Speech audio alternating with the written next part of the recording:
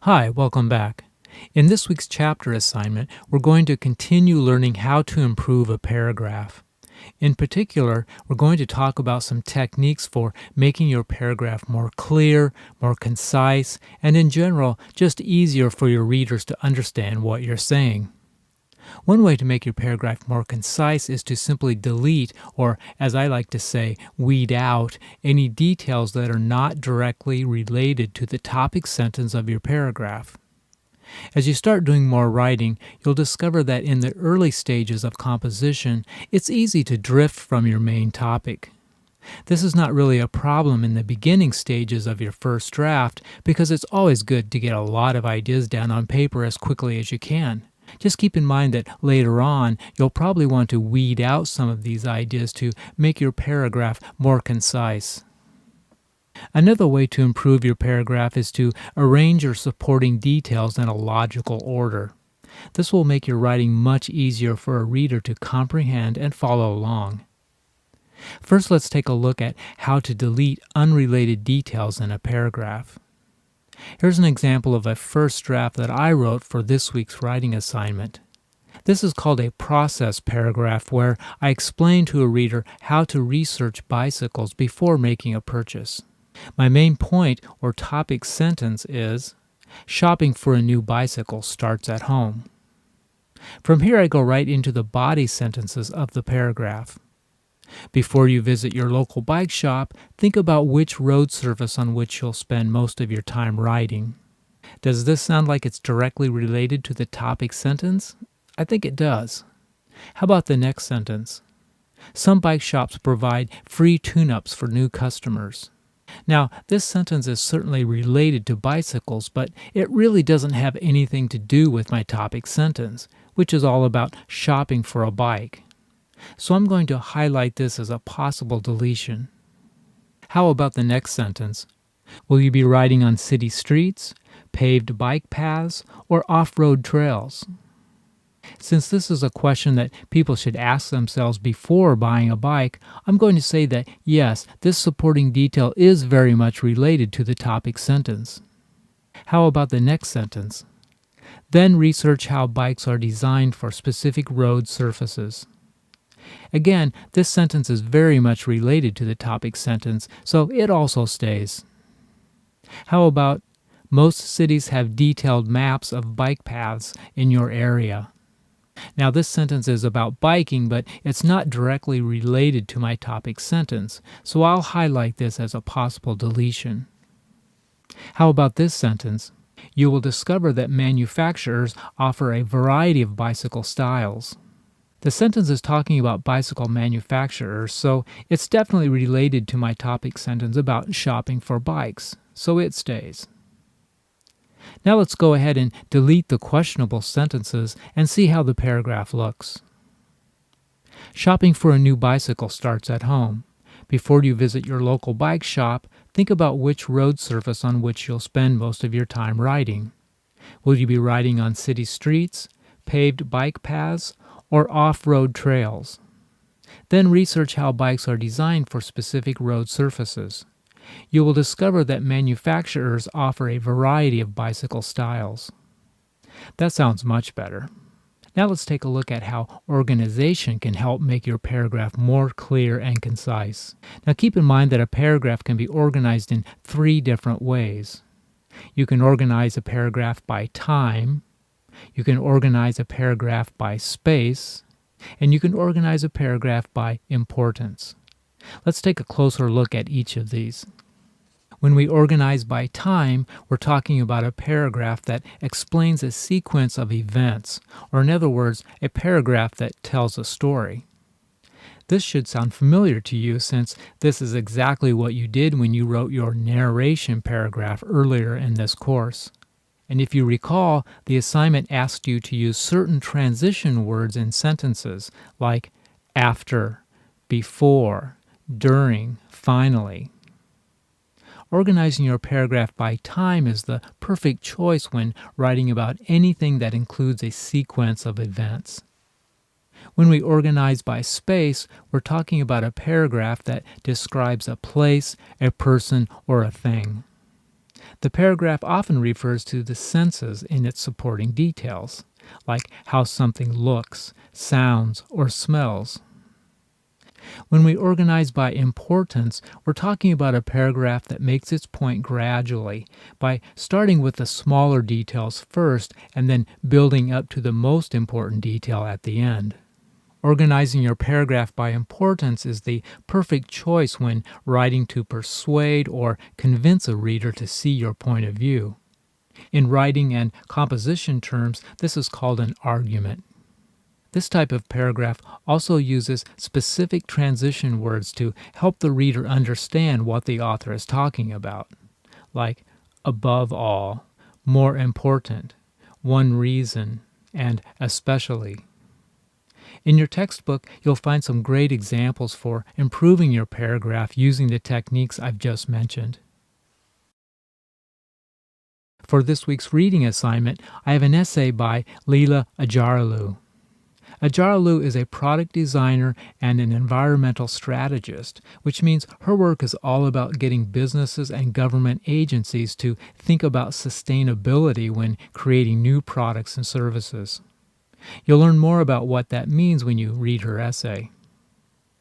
Ajaralu's biggest question to business and government is, are we finding the right solutions to the environmental problems we're facing? For example, in Ajaralu's essay, one of her main points is, the problem is we're not looking at the complete picture. And one of the supporting details that she provides to back up this claim is, to make a paper bag, we need to first extract that material from something else. And in many cases, it's the extraction process that causes the most damage to the environment. Another main point in Ajaralu's essay is, food waste is a big problem, which she follows up with this supporting detail. Nearly half of the food bought in the U.S. is wasted. I blame that on the refrigerator. Imagine if we designed fridges half the size. As you read through the essay, see if you can find other main points that Ajaralu makes and the supporting details she provides to back up those statements. Then let me know what you think about the essay. Do you agree or disagree with the author? Is there anything that Ajaralu left out of the essay that would have helped her argument? In what ways does this essay relate to your own experience? I've also included a link to a video where Ajaralu speaks at a TED Talks conference about her work. In this week's writing workshop, I'm going to have you write what's called a process analysis. Now don't worry, this term sounds more complicated than it really is. As you'll soon find out, a process analysis is simply a paragraph that explains a sequence of events. In one type of process analysis, you might explain to a reader how to do something. For example, this car tire changing guide could be called a process analysis because it explains a procedure or a sequence of events that your reader will follow. In another type of process analysis, you might explain to a reader how something works, which is a little different from how to do something because you're not giving instructions to your reader, you're simply explaining what happens during a process. For example, this chart that explains how water evaporates and is then converted back into rain could certainly be called a process analysis.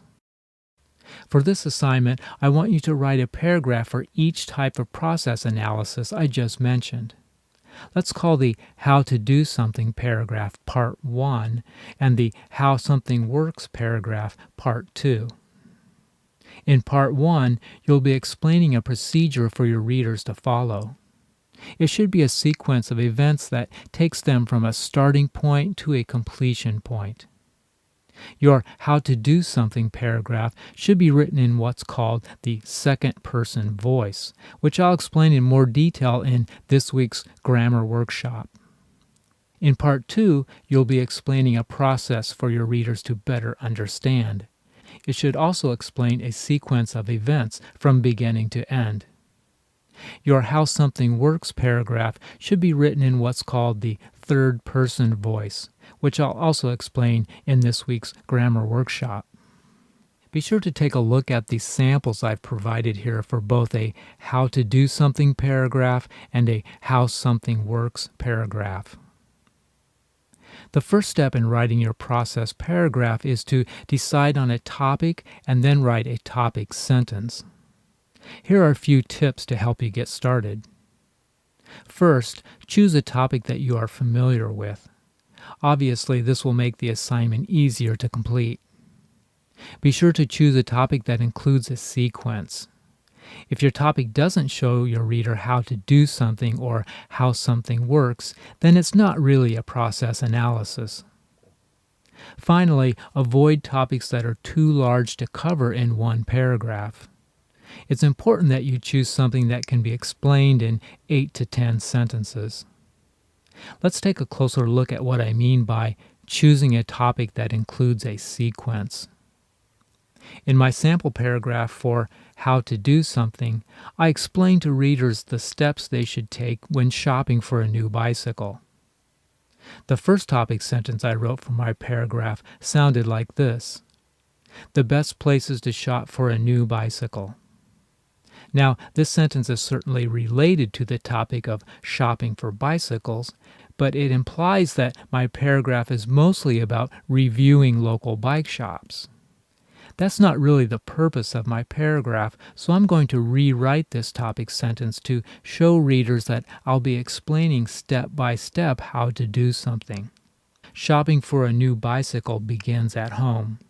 The important difference here is the word begins, which is just enough to let the reader know that I'm talking about a process or a sequence of events. Here's another example where a student wants to write about improving your baseball game. There's nothing wrong with this sentence in general, but it doesn't really indicate that the paragraph will explain a process or sequence of events. A better topic sentence might be 3 steps to a better swing. Notice that adding the words 3 steps immediately lets the reader know that this paragraph explains how to do something in a step-by-step process. In this example, the student wants to show readers how to use positive thinking to improve their lives. Again, the problem with this topic sentence is that it doesn't really indicate that the reader will learn some practical steps for using positive thinking. A better topic sentence might be, start your day with positive thinking.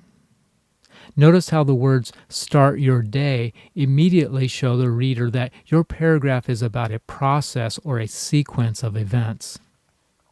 Another important consideration when writing your topic sentence is to make sure your topic is small enough to write about in one paragraph.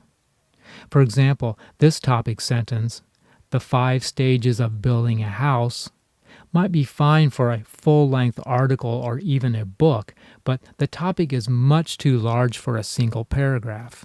A better topic sentence for this assignment might be the safe way to measure, mark, and cut a board. Or how about this topic sentence, the road to financial independence? Do you think it's possible to cover this topic adequately in one paragraph? Probably not. A better choice might be how to save $30 in 3 days. Once you've decided on a good topic sentence, the next step is to make a numbered list of each step in your process. The worksheet I've provided here can help you do that. In my sample paragraph, you'll see that my topic sentence is shopping for a new bicycle starts at home, and I made that sentence the first sentence in my paragraph. From here, I listed each step that readers should follow in researching and shopping for a bike, and I used transition words in my sentences to remind readers that I'm explaining a process. Before you visit your local bike shop, think about which road surface on which you'll spend most of your time riding. Notice the transition word before, which does a nice job of letting the reader know that I'm talking about a sequence of events. Will you be riding on city streets, paved bike paths, or off-road trails? Then research how bikes are designed for specific road surfaces. Notice the transition word then. you will discover that manufacturers offer a variety of bicycle styles. After you have a better understanding of the basic styles available, decide which type most closely matches your kind of riding. Notice the transition word after. Next, decide how much money you can spend. Again, notice the transition word next. Then go online and read reviews of the type of bike you are interested in buying, paying attention to the brands and models mentioned in the reviews. So that's the basic structure of a process analysis, and in particular, the type of process that explains to a reader how to do something. In the second part of this assignment, I want you to write a process paragraph that explains to a reader how something works. As I mentioned earlier, this is a little different from how to do something because you're not giving instructions to your reader, you're simply explaining what happens as something goes through a process. For example, you might explain to your reader what happens during the metamorphosis of a butterfly. Notice how the words life cycle reveal that the paragraph is likely going to explain a sequence of events. You might also use this type of process analysis to explain how our bodies convert food into energy. Notice how the words convert and into imply that the paragraph is likely going to explain a sequence of events. In my sample paragraph, I used a process analysis to explain what happens in our brains while we sleep. Notice how the words 5 stages certainly indicate that my paragraph will explain a certain sequence of events. Now, when choosing a topic for your How It Works paragraph, I want you to follow the same guidelines I talked about earlier for the How to Do Something paragraph. And that is, choose a topic you are familiar with, choose a topic that includes a sequence, and avoid topics that are too large to cover in one paragraph. Let's take a closer look at choosing topics that include a sequence. In the first draft of my human sleep paragraph, I had the following topic sentence. Human sleep repairs and regenerates tissues, builds bone and muscle, and strengthens the immune system. Now, this might be a perfectly fine topic sentence for any other type of paragraph, perhaps a description paragraph or an illustration paragraph. But because I'm writing a process analysis, I need to add something here to indicate that I'll be talking about a sequence of events. How about human sleep produces 5 stages of brainwave activity?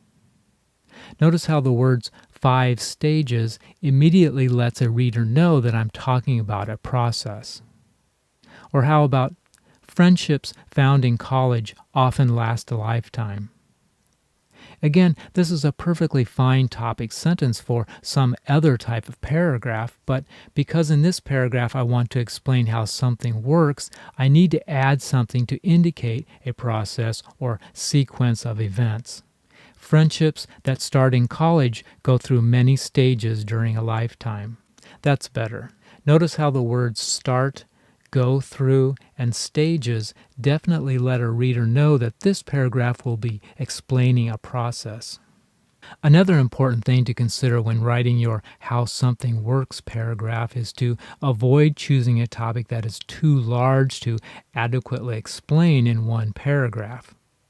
You have only 8 to 10 sentences to work with here, so be careful to choose a topic with a reasonably narrow focus.